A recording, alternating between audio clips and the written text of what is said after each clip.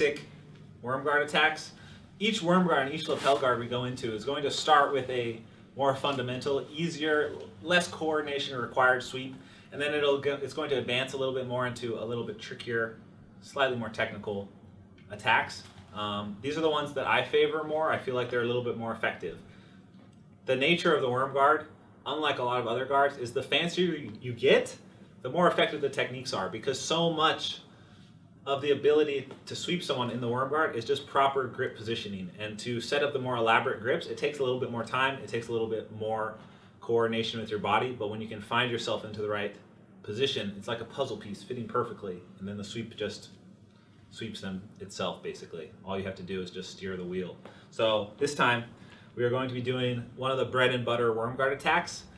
This works from any worm guard grip. So the regular worm, the ringworm guard, which we haven't covered yet, and the reverse Della worm, which we haven't covered yet as well. You're going to see this sweep throughout all of those because it is one of the most effective, and it's where I set up a lot of my submissions from. So this is a very integral part, so pay very close attention. It's also really, really easy. It just takes a little bit of setup. So we set it up in the same way, but this time, when I bring my hand over the back of his leg here, turn this way a little, my goal is not to secure this grip. Obviously the grip's important, but as quickly as possible, I need to get this left leg through his legs here to meet my other foot at his hip. So if you turn this way a little so they can see, yeah. So my feet have met here at his hip. That's what I want to achieve here. The reason for that is going back to the rotational control. Just having my foot here is a lot. It's very hard for him to face me, just because of my grip around his knee with the lapel and my foot on his hip. The nature of it just makes it difficult. To make it nearly impossible, I put my foot here. So now, no matter how far he turns to face me, he's counter-rotated at the knee and at the far hip. Not only that, but his posture is broken, and he's fully locked into the position.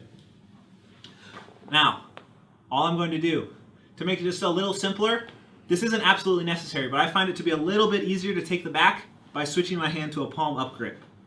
So if you have the palm down grip, this is a little better for driving forces, driving sweeps, things that require you to push into him, but things that require you to pull him tighter to you, the palm up grip is a little more effective. So, key detail. Let's bring this way a little bit. My knee has to be over the top of his knee. If I let it too far below, I'm not going to be able to take his back. So before you do anything, make sure your knee is over the top of his knee and try and keep it there secure. Left foot is going to shoot through, going to the hip. Notice I move my hips from the front to the behind his ankle. This ankle is my marker. If I'm in front of it, it's going to be difficult for me to take his back. But he's already so counter-rotated, if I can get my hips behind it, it makes it even that much easier. Now you can see his knee's under my knee. My left hand is going to go to his hips because that's the final piece of the puzzle. I need to pull that into me. He's already super rotated. All I need is just to get his hips and I can make him give me his back. So I just sit up and grab inside the pants. You want to avoid grabbing the skirt of the gi top or the belt because those are not secure and can come off. Most people's pants don't come off, hopefully. Once I get this grip, it doesn't matter how deep you get it. You just need to get a secure grip on his pants loop. And now this is the easy part. I just fall to my back and bring my knees to my chest. So all his weight is supported on my legs. Here. Once I get to this position, my knee being over the top of his knee keeps him super secure. Wherever he puts his hand, it doesn't really matter now because as I elevate and extend him away, you're going to see this puts a lot of pressure on his arm. So I lift my knees first and extend away. So all I'm doing is, oh, I'm stuck. Let me out. So all I'm doing is I'm here, I pull him in, and then I lift my legs up and then push. Okay? That's very important. So I have the grips. I bring my knees straight to my chest so my shins are still flat as I bring them to my chest. Once they're to my chest, I have the pants and the lapel. I'm just extending my legs up. So I'm just engaging my quads to extend the legs up. This off balances him and allows his weight to be a lot lighter for me to rotate him in midair. Okay? Once I rotate him in midair, then I push everything down. And that's what allows me to stick his butt to the mat. So you need to be hitting all of these points.